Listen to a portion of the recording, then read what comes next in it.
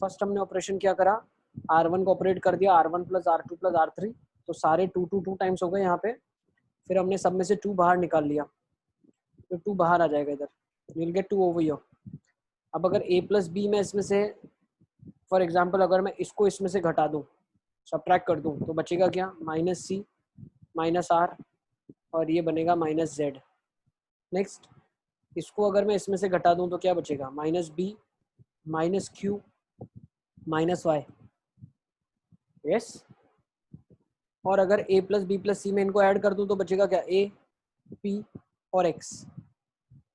Operation लिखने की जरूरत है क्या, R3 को मैंने कर दिया R3 माइनस R1, R2 को कर दिया R2 माइनस R1, और R1 को कर दिया R1 plus R2 plus R3। ये सारे ऑपरेशन में बगल में लिख रहा हूँ, कोई चेक नहीं करेगा एमसीक्यू में कि क्या ऑपरेशन आपने लगाया।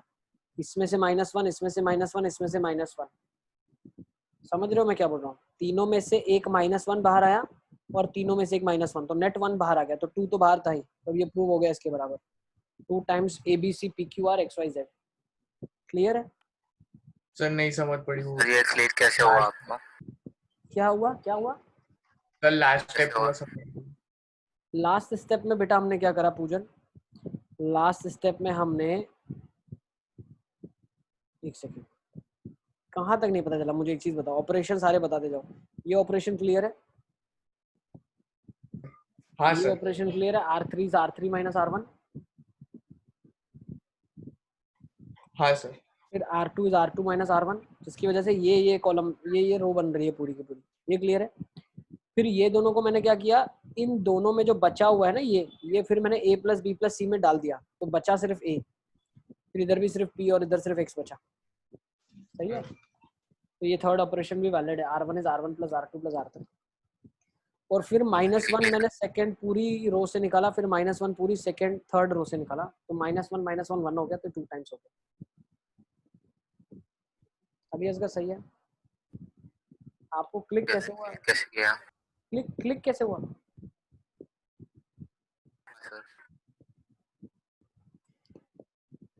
क्लिक कैसे हुआ ये तो बेटा प्रैक्टिस करेंगे, सर, आपको भी क्लिक सर ये R1 को R1 plus R2 plus R3 जो एंड में लिया वो समझ नहीं पड़ी।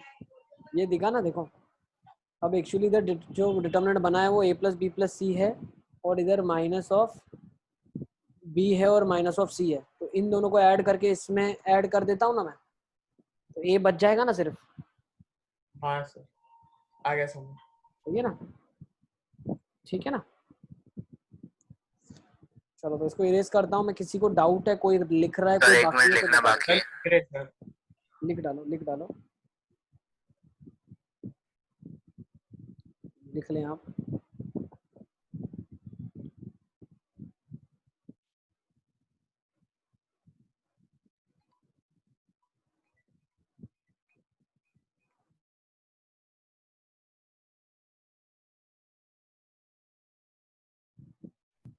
चलें आगे नेक्स्ट क्वेश्चन की तरफ।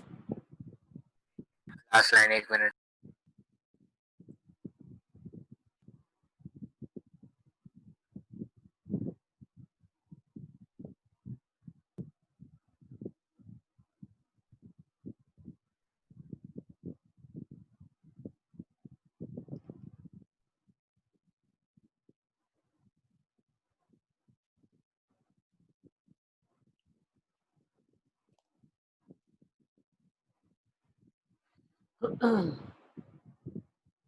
Done done.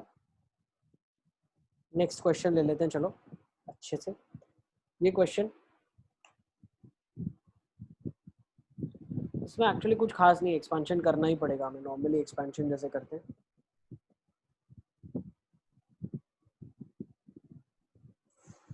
देखो इस क्वेश्चन को एक बार कोशिश करो आप, 4 times a square b square c square.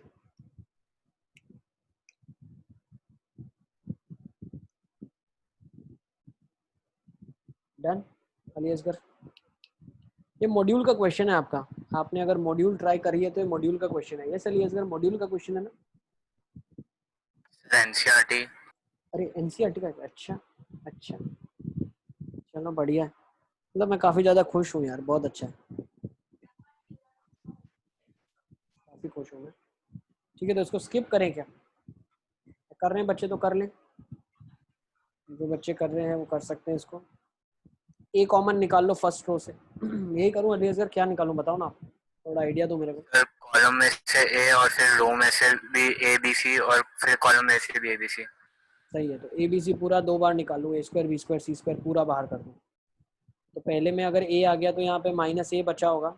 एक एक करके निकालता हूँ ना, तो सबको समझ भी आ जाए, वरना फिर से मेरे को लिखना ही पड़ेगा। ए बी सी निकालते हैं पहले, माइनस ए बी सी, यहाँ क्या बचेगा, बी निकाला है तो ए माइनस बी, और यहाँ पे से सी, फिर यहाँ से क्या निकाला है, ए बी और माइनस सी, ये सही है।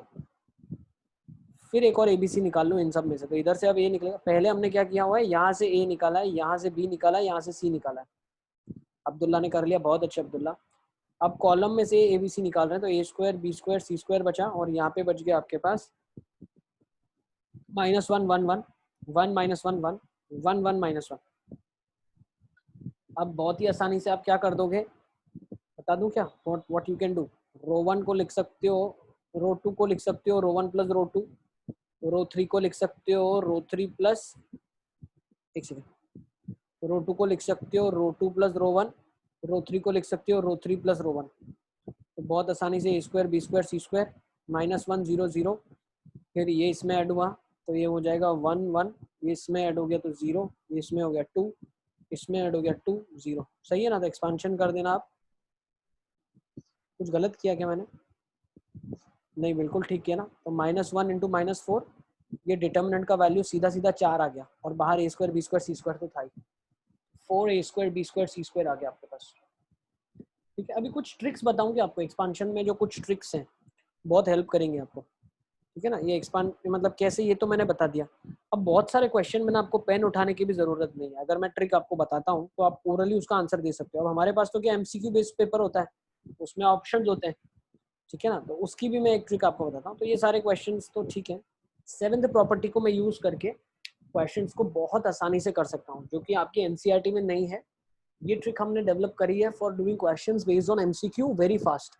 तो इस ट्रिक को समझना आप बहुत आसानी से। क्या लिखा है, if I put x equal to a, the value of the determinant vanishes, then x minus a is a factor of the determinant. मतलब डिटर्मिनेंट है, उसमें जहां पे भी अगर मैं x is equal to a डालता हूँ, x is equal to a डालता हूँ, मतलब क्या है, अगर x इक्वल टू a में डालता हूँ तो x माइनस a उसका फैक्टर होगा। ये तो बहुत आसान से मैं समझ सकता हूँ फैक्टर थ्योरम के हिसाब से, है ना। मान लो ये कोई फंक्शन लिखा हुआ है f ऑफ x, अगर x is equal to a पे ये 0 होता है, मतलब f ऑफ a 0 होता है, तो मैं बोलता हूँ x minus a is a factor. Is it clear मैं क्या बोलना चाह रहा हूँ, सबको क्लियर है? ठीक है ना, तो इसको किस क्वेश्चन में यूज कैसे करेंगे, तो इस क्वेश्चन में हम यूज करके देखते हैं। तो अब ये क्वेश्चन आप देखो, मैं मान लेता हूँ ये एक फंक्शन दिया हुआ है f ऑफ a। क्या दिया हुआ है, ये फंक्शन दिया हुआ है f ऑफ a। ठीक है, पहले तो इसको हम नॉर्मली करके देखते हैं, फिर मैं आपको ट्रिक बताऊंगा। तो नॉर्मली अगर आप करोगे तो क्या करोगे, row 1 operated as row 1 minus row 2, row 2 operated as row 2 minus row 3। ठीक है ना, तो row 1 operated as row 1 minus row 2 क्या हो जाएगा, 0, row 2 as row 2 minus row 3 0, a minus B, A square minus B square, B minus C, B square minus C square.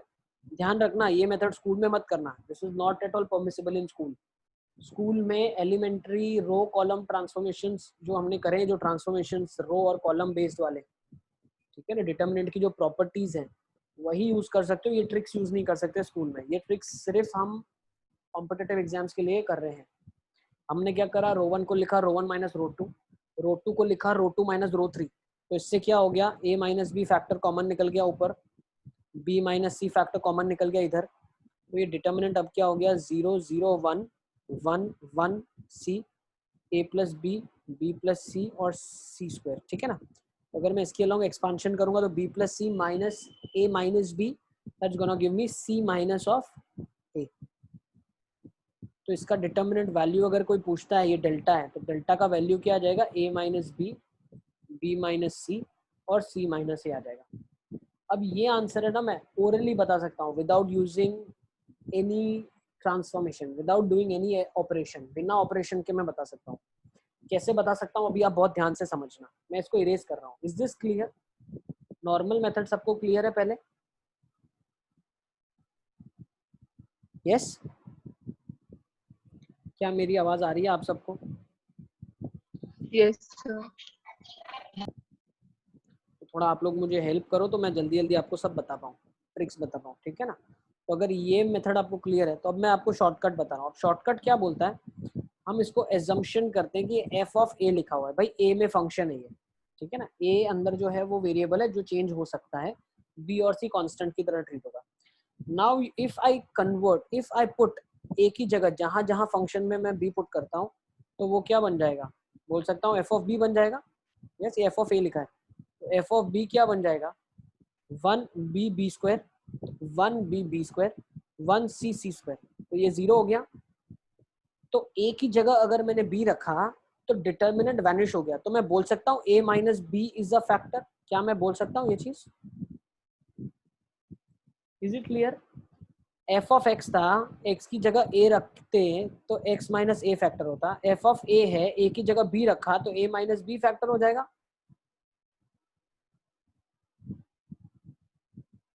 क्या ये सबको क्लियर है?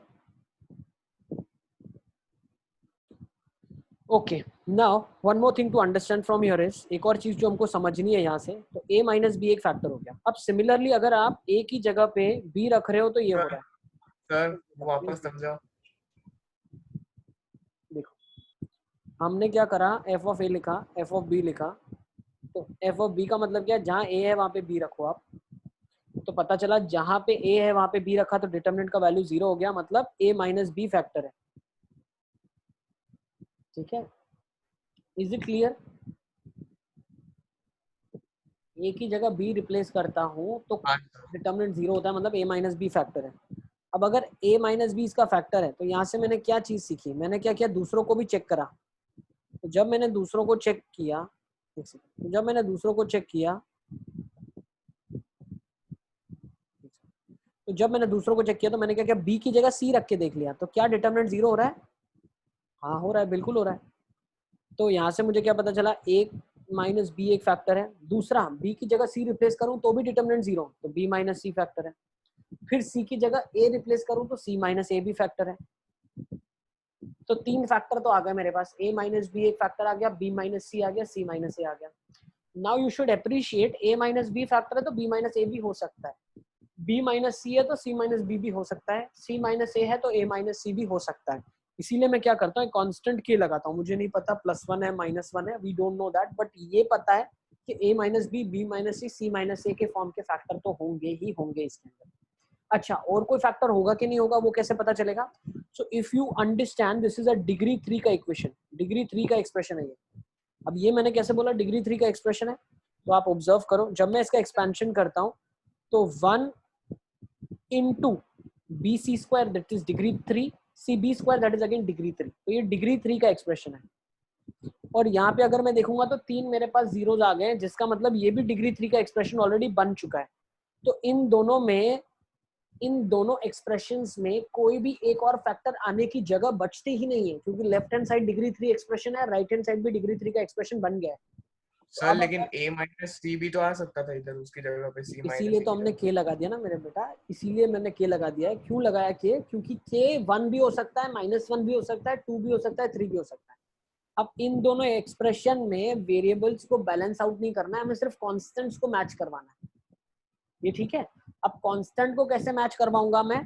तो ए बी सी की जो वैल्यू चाहो वो यहाँ पुट कर दो। मान लो आपने ए की वैल्यू 1 रख दी, बी की वैल्यू 2 रख दी, सी की वैल्यू 3 रख दी, और यहाँ पे आपने क्या करा, ए बी सी की वैल्यू 1 2 3 रख दी। तो यहाँ से के एक अननोन है और यहाँ पे डिटरमिनेंट की वैल्यू नोन हो जाएगी आपको, तो आपको के का आंसर मिल जाएगा। Is it clear? आप चाहो तो एक को 0 ले लो, एक को 1 ले लो, एक को 2 ले लो, ठीक है ना?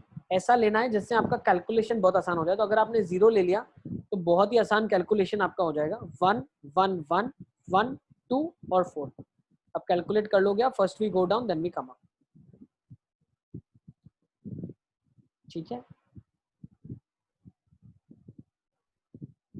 आई guess it's very clear to be understood, है ना। तो ये कितना आ गया यहाँ से, फर्स्ट वी गो डाउन 2 -4 मिल गया, लेफ्ट हैंड साइड 2 -4 मिला determinant, right hand side a minus B कितना मिला -2, b माइनस सी कितना मिला 1, c माइनस a कितना मिला 1, तो ये -2 से कट गया, k बचा हुआ है, तो k का वैल्यू क्या आ गया 1 आ गया, ठीक है ना। तो left hand side right hand side को बैलेंस करने के लिए सिर्फ एक कांस्टेंट ही हमें अननोन है, वो कांस्टेंट k हो जाएगा, ठीक है ना। तो ये मैं आपको क्यों बता रहा हूँ, क्योंकि ऑप्शंस में जो हमारे पास होगा ना आंसर ऐसे होगा a³ + b³ + c³ -3abc, तो क्या ये आंसर हो सकता है, पॉसिबल ही नहीं है, ठीक है ना, तो मैं रिजेक्ट कर दूंगा। Is it clear? I guess ये सबको समझ आ गया, मैं शॉर्टकट जो बताने की कोशिश कर रहा हूँ आप, ठीक है, ओके। नेक्स्ट एक और क्वेश्चन ले लेते हैं, मान लो ये है आपकी स्क्रीन के सामने क्वेश्चन, वो सबने लिख लिया है, उसको इसको सबने लिख लिया है, वो प्रॉपर्टी 7 एक बार बताओ। क्या बताऊं, क्या बताऊं? प्रॉपर्टी 7 की जो आपने थियोरी लिखी वो ऊपर की साइड में लिख लो इसकी थ्योरी, x = a पे अगर डिटर्मिनेंट वैनिश हो जाता है तो x - a फैक्टर होगा, फैक्टर थ्योरम है 9th में जो पढ़ते हैं हम लोग।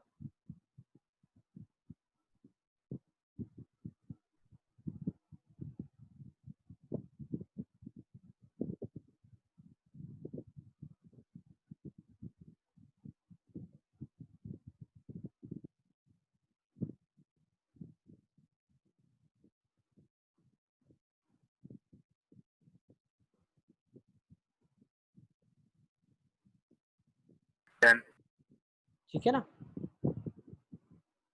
चलें आगे। नेक्स्ट एक क्वेश्चन और हमारी स्क्रीन के सामने ये है, तो इसका आंसर ओरली हम क्या लिखेंगे, ठीक है ना, हम ओरली देख रहे हैं, सॉल्विंग करके तो आप निकाल ही लोगे और वो आप कर सकते हो एक्सपेंशन, ठीक है ना, नॉर्मली आप कर सकते हो, बट अगर मुझे इसका आंसर ओरली बताना है, ठीक है ना, विद अ ट्रिक, तो मैं इसका आंसर ओरली ट्रिक के साथ कैसे बताऊंगा, तो आप बहुत अच्छे से समझो। ये डिग्री कौन सा एक्सप्रेशन है, इसका डिग्री क्या है एक्सप्रेशन का, डिग्री 4 है, 4 सबको दिख रहा है डिग्री 4 का एक्सप्रेशन है ना, डिग्री 4 का एक्सप्रेशन है। अब ये एक्सप्रेशन को एक्चुअली क्या बोला जाता है, जिसमें a की जगह b रखूं, b की जगह c रखूं, c की जगह a रखूं और कोई एक्सप्रेशन में चेंजेस ना आए, ऐसे एक्सप्रेशन को साइक्लिक एक्सप्रेशन बोला जाता है, साइक्लिक एक्सप्रेशन, ठीक है ना। ए बी सी का साइक्लिक एक्सप्रेशन, ए को बी में रखा, बी को सी, सी को ए, कोई फर्क नहीं पड़ा, तो साइक्लिक एक्सप्रेशन हो जाएगा। और ये जो इक्वेशन बनेगा, ये जो एक्सप्रेशन बनेगा, ये कौन सा एक्सप्रेशन बनेगा, ये होमोजीनियस एक्सप्रेशन बनेगा ना। होमोजीनियस का मतलब क्या है, जब मैं इस एक्सप्रेशन को सॉल्व करता हूँ,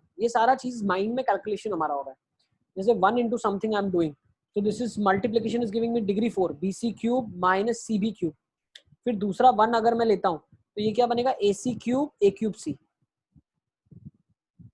फिर अगर तीसरा मैं लेता हूँ तो यहाँ पे क्या बनेगा ab³ a³b। तो अगर आप ऑब्जर्व करो तो होमोजीनियस एक्सप्रेशन है। Now I should not be telling you what homogeneous actually expression is, homogeneous expression मुझे बताने की जरूरत नहीं है, इसमें हर एक्सप्रेशन का डिग्री सेम रहता है, वो होमोजीनियस होता है। तो now from here we have come to a conclusion कि साइक्लिक भी है और होमोजीनियस भी है, और कौन से डिग्री का है, डिग्री 4, सबसे इंपॉर्टेंट चीज ये है डिग्री 4। तो पहले इसका मतलब ऐसा जरूरी नहीं है कि साइक्लिक होगा तो होमोजीनियस होगा ही होगा, ऐसा जरूरी नहीं है, ऐसा जरूरी नहीं है, यहाँ पे ऐसा सर होगा। होमोजीनियस होगा या नहीं वो कैसे पता चलेगा? अभी इतना सारा ब्लैक में वही तो बता रहा था मेरे भाई, कहाँ पे ध्यान है तुम्हारा, नेट का इशू है क्या? 1 को जब मैं रखता हूँ तो मल्टीप्लाई करता हूँ तो bc³ - b³c मिलता है, फिर 1 को इधर जब मैं रखता हूँ तो ac³ a³c मिलता है, फिर इधर अगर मैं 1 को रखता हूँ तो ab³ a³b मिलता है। तो ये होमोजीनियस है ना, सब डिग्री 4 के टर्म्स तो बन रहे हैं बेटा, ये होमोजीनियस है ना। होमोजीनियस का मतलब क्या है, हर एक टर्म का डिग्री सेम रहता है उस एक्सप्रेशन में, इसीलिए होमोजीनियस डिग्री 4 बोला गया है। ऐसा होता है ना x³ y, x² y², तो ये क्या है, होमोजीनियस है ना डिग्री 4 में। सर बट इसमें तो फिर डिटर्मिनेंट तो खोल ही रहे हैं ना हम लोग। नहीं खोल रहे हैं भाई, ओरली देख रहे हैं ये हम, तो मेरे को क्वेश्चन देख के पता चल रहा है होमोजीनियस है ये। 1 को 3 के साथ करूं, 3 को 1 के साथ करूं, डिग्री चेंज नहीं हो रही है, इसको खोलना ही नहीं है। ये अभी मैं आपको दिखा रहा हूँ, इसके बाद इसको खोलना ही नहीं पड़ेगा, आपको हमेशा रिजल्ट मुंह जबानी याद रह जाएगा इसका, ठीक है। तो ये होमोजीनियस है, ये साइक्लिक है, पहले बताना तो पड़ेगा ना मुझे होमोजीनियस किसको मैं बोलता हूँ, साइक्लिक किसको मैं बोलता हूँ। ठीक है ना। तो जब हम फर्स्ट टाइम थ्योरी देख रहे हैं तो हम इसको समझ रहे हैं कि होता क्या है। जब ये क्वेश्चन अभी एमसीक्यू में आएगा ना तो आपको पेन पेपर भी नहीं उठाना पड़ेगा, सीधा ऑप्शन आप टिक कर दोगे। ठीक है, ये ऐसी ट्रिक मैं बता रहा हूँ आपको। तो जब मैंने आइडेंटिफाई कर लिया ये होमोजीनियस साइक्लिक है, तो सबसे पहली चीज देखो, होमोजीनियस साइक्लिक आइडेंटिफाई करने से कहाँ पे काम कम हुआ। यहाँ पे अगर मैं ए की जगह पर बी रिप्लेस करूंगा तो डेल्टा 0 हो रहा है, मतलब ए माइनस बी बन रहा है। तो साइक्लिक की खासियत है, ए माइनस बी अगर फैक्टर है तो बी माइनस सी भी फैक्टर होगा। क्यों? ए की जगह बी रिप्लेस किया, कोई फर्क नहीं आया। सेम बी की जगह सी रिप्लेस किया, डिटर्मिनेंट 0 हो गया, तो बी माइनस सी फैक्टर हो गया। तो अब ये चेक नहीं करना है, बी की जगह सी डालूं तो डेल्टा 0 होगा, पहले ही मैंने साइक्लिक चेक कर लिया है। तो ए बी बी सी सी है, सारे साइक्लिक ऑर्डर में। तीसरा सी माइनस ए एक फैक्टर होगा, ए माइनस बी फैक्टर होगा, बी माइनस सी फैक्टर होगा, सी माइनस ए फैक्टर होगा। अब इसमें कैच क्या है? इसमें कैच क्या है? जो लेफ्ट हैंड साइड है ये डिग्री 4 का एक्सप्रेशन है, जो राइट हैंड साइड है अभी डिग्री 3 है। तो डिग्री 3 है तो मुझे एक चीज बताओ, एक डिग्री खूट रही है, एक डिग्री कम पड़ रही है, तो डिग्री 1 का होमोजीनियस साइक्लिक एक्सप्रेशन क्या होता है? हमेशा यही होता है, लिख लो a plus B plus C. Degree 1 का साइक्लिक एक्सप्रेशन हमेशा यही होता है। जो फिलर है ना, फिलर की तरह अगर एक डिग्री खूट रही है और फिलर आपको ऐड करना है, तो डिग्री 1 का साइक्लिक होमोजीनियस एक्सप्रेशन यही होता है।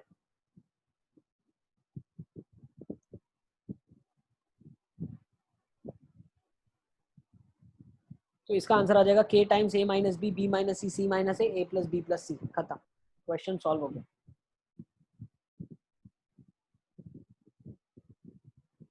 Is it clear? एक और क्वेश्चन उठा लेते हैं, इसको लिख लो आप।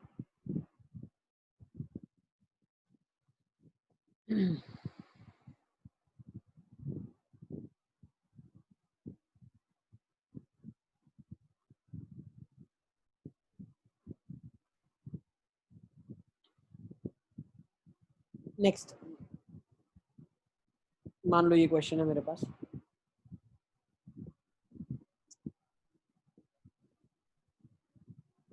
एक सेकंड, ठीक है।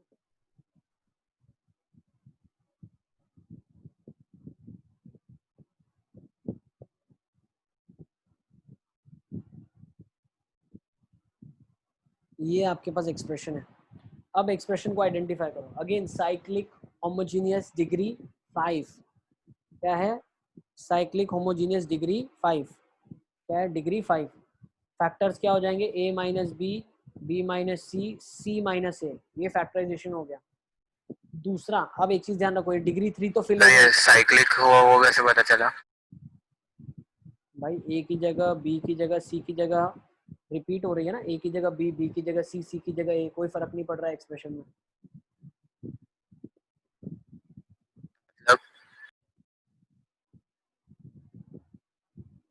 समझ आ रहा है तुमको? नहीं आ रहा है तो भाई ऐसे समझ लो, तुम ए की जगह बी रख लो, बी की जगह सी रख लो, सी की जगह ए रख लो, तो ये 3 फैक्टर आपके पास आ जाएंगे। ठीक है, ए की जगह बी रख लो, बी की जगह सी रख लो, सी की जगह ए रख लो। मतलब कहाँ पे ए की जगह बी और बी की जगह सी और सी की जगह ए रखना है? अरे मेरे भाई, अभी तक थ्योरम सारा डिटर्मिनेंट में तो पढ़ रहे हैं। ए की जगह बी रखेंगे डिटर्मिनेंट में तो डेल्टा 0 हो रहा है, तो ए माइनस बी फैक्टर हो जाएगा ना। यस बेटा। Sir A square plus A B plus B square होगा ना लास्ट वाला? नहीं, वो हम नहीं बोल रहे हैं। A square plus A B plus B square नहीं बोल रहा हूँ मैं। लास्ट वाला क्या होगा? सिमेट्रिक 2 डिग्री होमोजीनियस एक्सप्रेशन जो होता है वो ये होता है, A square plus B square plus C square K times plus L times A B plus B C plus A C. अब इसमें 2 अननोन है, के और एल अननोन है। तो के और एल की वैल्यू जो हमें मिलेगी वो बताएगी कि इसका प्योर फैक्टराइजेशन क्या होगा। ठीक है, के और एल की वैल्यूज हमें बताएंगी कि इसका प्योर फैक्टराइजेशन क्या होगा। ठीक है, तो ए बी सी का पेयर का वैल्यू लूंगा, यहाँ पे सब्स्टिट्यूट करूंगा, यहाँ पे करूंगा, के और एल में लीनियर इक्वेशन 1 आएगा। फिर सिमिलरली मैं क्या करूंगा, ए और बी, ए बी सी का एक और पेयर लूंगा वैल्यूज का, फिर के और एल में लीनियर इक्वेशन 2 आएगा। और 2 लीनियर इक्वेशन 2 वेरिएबल में सॉल्व करूंगा, तो वहां से मुझे पता चलेगा। मान लो के का वैल्यू 1 आ गया, एल का वैल्यू 0 आ गया, तो ये टर्म ही नहीं होगा, सिर्फ A square plus B square plus C square होगा। मान लो k का वैल्यू 1 आ गया, l का वैल्यू 1 आ गया, तो a square b square c square ap plus bc plus ac आ जाएगा। k का वैल्यू 1 आ गया, l का वैल्यू -1 आ गया, तो उस हिसाब से ये फैक्टर बनेगा। अरे साइक्लिक कैसे हो वो एक बार बता दो। साइक्लिक का मतलब क्या होता है बेटा? साइक्लिक का मतलब ये होता है कि एक्सप्रेशन में अगर हम a b c अगर सब्स्टिट्यूट कर रहे हैं, मान लो फंक्शन a b c का है, अब वो फंक्शन अगर b c a में मैं ट्रांसफॉर्म कर दूं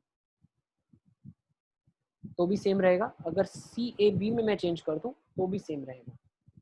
तो ये फंक्शन a b c में साइक्लिक है। साइक्लिक मतलब साइकिल की तरह घूम रहा है, a b c b c a c a b। Sir तो ऐसे तो एक्सप्रेशन मतलब को हम साइक्लिक बोलते हैं। आंसर में कोई सर वो फर्क KL वाला आप एक वापस बार बताओ। F of A B C बताओ ना। f ऑफ abc लिखा हुआ है तुम्हारी स्क्रीन के सामने। f ऑफ bca क्या होगा? 1b b4 1c c4 1a a4, ये आपका f ऑफ bca होगा। f ऑफ bca होगा, ठीक है। I guess it's pretty clear. Sir वो KL वाला वापस बताओ ना। हाँ लिख लो, ये तो इम्पोर्टेंट है, काफी इंपॉर्टेंट चीज लिखनी है। डिग्री 1 का जो फिलर होगा साइक्लिक का होमोजीनियस का, वो a प्लस बी प्लस सी होगा। डिग्री 2 का साइक्लिक अगर आपको इंसर्ट करना है, वो हो जाएगा a square plus B square plus C square k times plus l times A B plus B C plus A C.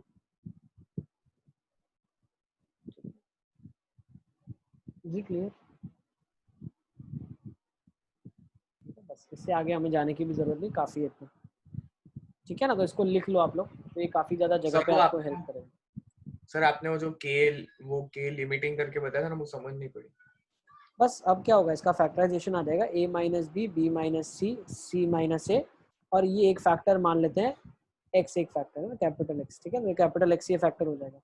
अब आप क्या करोगे, इनमें a b c की 3 वैल्यू डालो, मान लो a 0 डाला, b 1 डाला, c 2 डाला, तो वो इधर और इधर दोनों जगह डालना, तो k l में लीनियर इक्वेशन बनेगा।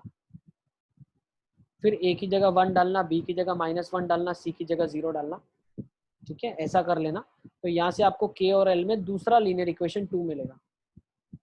2 लीनियर इक्वेशन सॉल्व कर लोगे, k और l की वैल्यूज मिल जाएंगे आपको, जो इस इक्वेशन को सेटिस्फाई करेंगे, ठीक है। Is it clear? तो ये शॉर्टकट है, नहीं यूज करना है तो नॉर्मली ये जैसे हम प्रॉपर्टीज लगाते हैं, रो 1 minus row 2 row 2 minus row 3 कर लेना।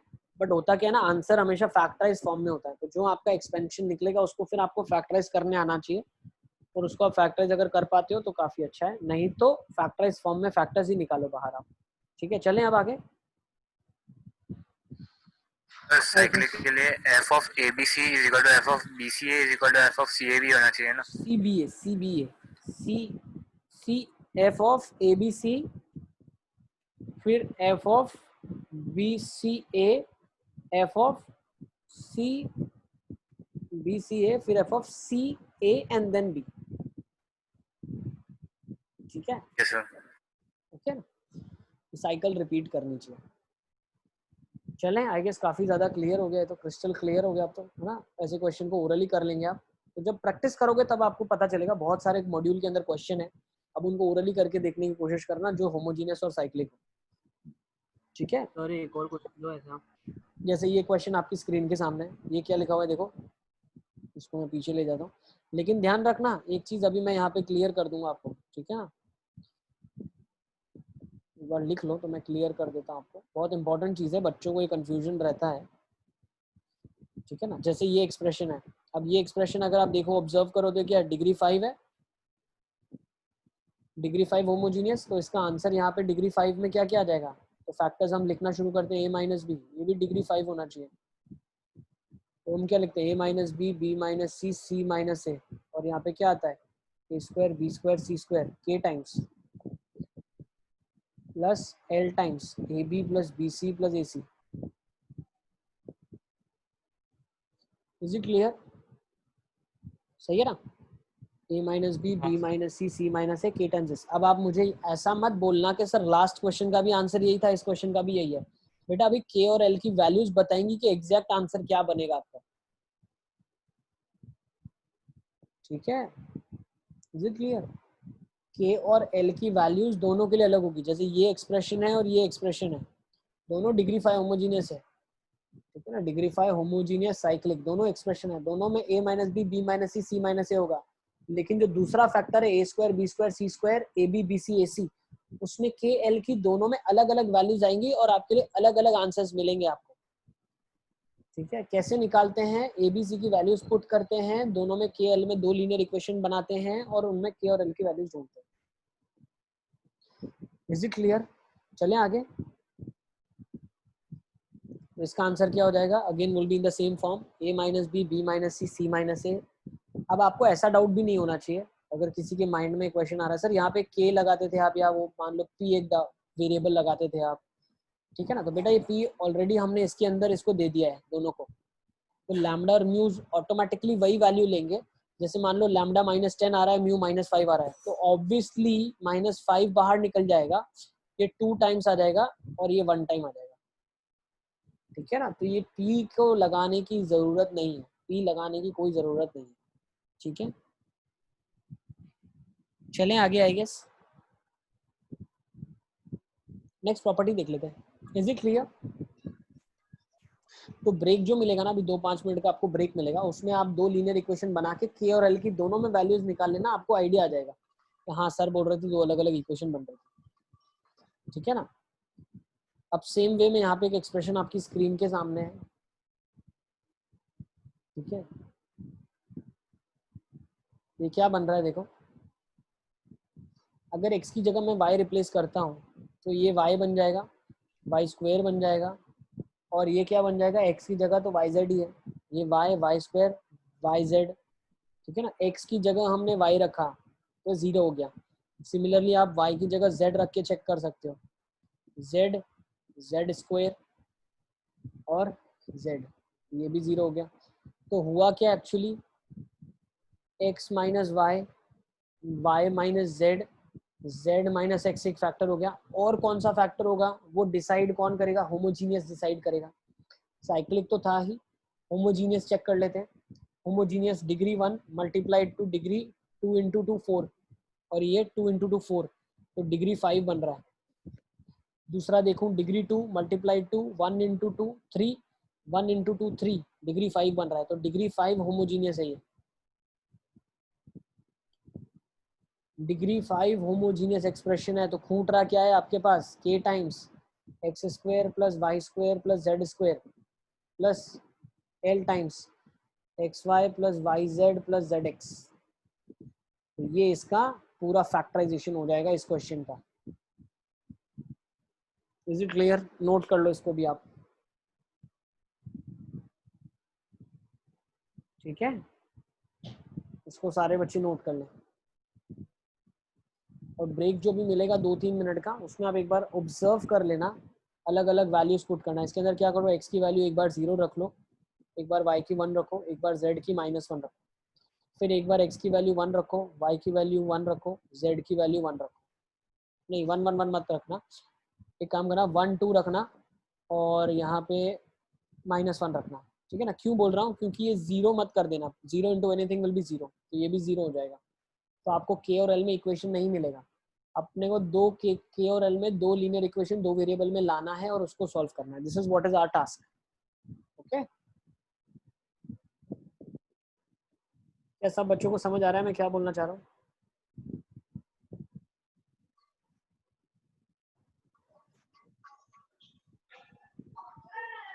ठीक है, Yes, sir.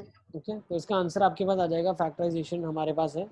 देखो इसको मैंने सॉल्व किया हुआ है, तो सॉल्व करने के बाद जो आपके पास आंसर आएगा लिख लो इसमें, अगर आपको लिखना भी है तो सॉल्व करने के बाद के और एल की वैल्यूज आएगी, and we found out that K came out to be 0 and L came out to be 1। के हमारे पास 0 आ रहा था और एल हमारे पास 1 आ रहा था, तो इसकी वजह से ये फैक्टराइजेशन ऐसा हो जाएगा आपके पास।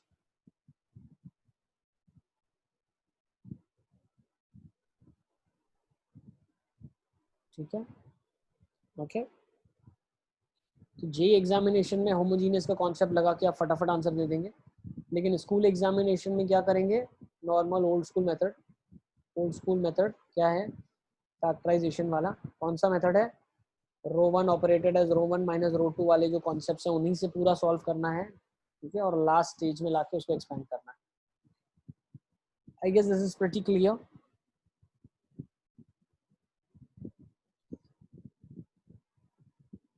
ठीक है, अब ये एक्सप्रेशन देख लो। ये अगर मैं ए की जगह बी रखता हूं तो ये 0 नहीं आएगा, तो a माइनस बी इसका फैक्टर नहीं होगा। b की जगह c रखता हूं तो b माइनस सी इसका फैक्टर नहीं होगा। देखो 0 बन रहा है क्या? a की जगह b रख के देख लो, b हो गया, b हो गया, b हो गया, तो ये 0 थोड़ी ना बन रहा है, तो a माइनस बी इसका फैक्टर नहीं होगा। एक एग्जाम्पल हमने ऐसा भी लिया है, ठीक है।